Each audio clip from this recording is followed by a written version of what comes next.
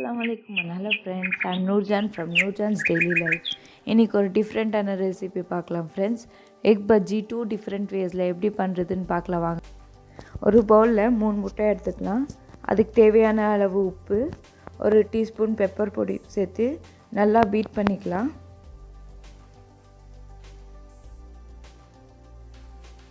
இப்போ பாருங்கள், நல்லா பீட் பண்ணியாச்சு. இப்போது ஒரு பவுலில் ஆயில் க்ரீஸ் பண்ணி அந்த பீட் பண்ண எக் மிக்சரை அந்த பவுலில் சேர்த்துக்கலாம். அடுத்தது ஒரு குக்கரில் 1/2 கப் தண்ணி ஊற்றிக்கோங்க. இந்த பவுலோட மிக்சரை அந்த குக்கருக்குள்ளே வச்சு ஒரு லிடால் கவர் பண்ணி 2-3 விசில் விட்டுக்கோங்க. முட்டை நல்லா வெந்துடும், நல்லா ஸ்பாஞ்சியாகவும் இருக்கும். அடுத்தது நம்ம பஜ்ஜி பேட்டருக்கு 1 கப்பு கடலை மாவு எடுத்துக்கலாம்.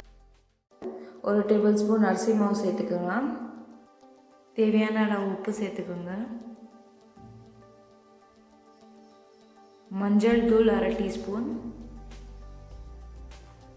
மிளகு தூள் 1/2 டீஸ்பூன், கரம் மசாலா 1/2 டீஸ்பூன்,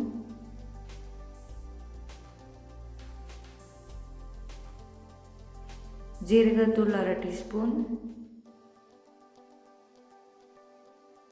மிளகாய் தூள் 1 டீஸ்பூன். இதெல்லாத்தையும் சேர்த்து நல்லா மிக்ஸ் பண்ணி விட்டுக்கோங்க. கொஞ்சம் கொஞ்சமாக தண்ணி ஊற்றி எதுவும் கட்டி இல்லாமல் நல்லா பஜ்ஜி பேட்டருக்கு கொஞ்சம் திக்காக கரைச்சி வச்சுக்கோங்க. இப்போ நல்லா திக்காக கரைச்சி வச்சுக்கிட்டேன். பாருங்க, குக்கரில் வச்ச முட்டையும் நல்லா வெந்துட்டு இருக்குது.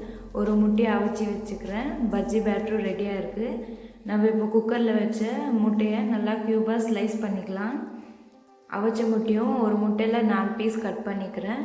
இப்போது ஒன்றா டிப் பண்ணி நம்ம எண்ணெயில் ஃப்ரை பண்ணி எடுத்துடலாம். நம்ம ஏற்கனவே வேக வச்சுக்கிறதுனால நிறைய நேரம் ஃப்ரை பண்ண தேவையில்லை. ஒரு 4 நிமிஷம் ஃப்ரை பண்ணாவே போதும். பாருங்கள், எண்ணெயும் நல்லா சூடாகிடுச்சு. இப்போ போட்டு பொரிச்சு எடுத்துக்கலாம்.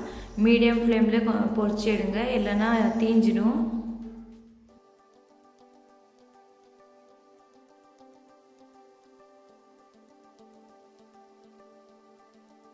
இப்போ எல்லாத்தையும் இப்படியே பொரிச்சு எடுத்துக்கலாம்.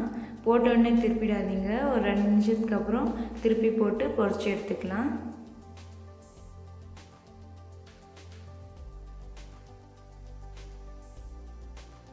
நம்ம ஏற்கனவே வேக வச்சதுனால முட்டையெல்லாம் இப்போது வெளியே மாவு மட்டும் வேகணும். ஸோ சீக்கிரம் வெந்துடுச்சு. 4 நிமிஷத்துலேயே ரெடி ஆகிடுச்சு.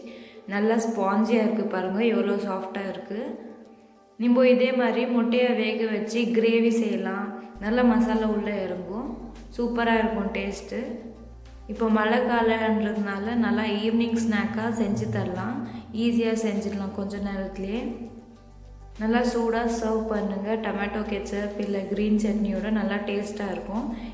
இந்த வீடியோ உங்களுக்கு பிடிச்சிருந்தா மறக்காமல் நம்ம சேனலை சப்ஸ்கிரைப் பண்ணுங்கள், லைக் கமெண்ட் பண்ணுங்கள், உங்கள் ஃப்ரெண்ட்ஸ் அண்ட் ஃபேமிலி கூட ஷேர் பண்ணுங்கள்.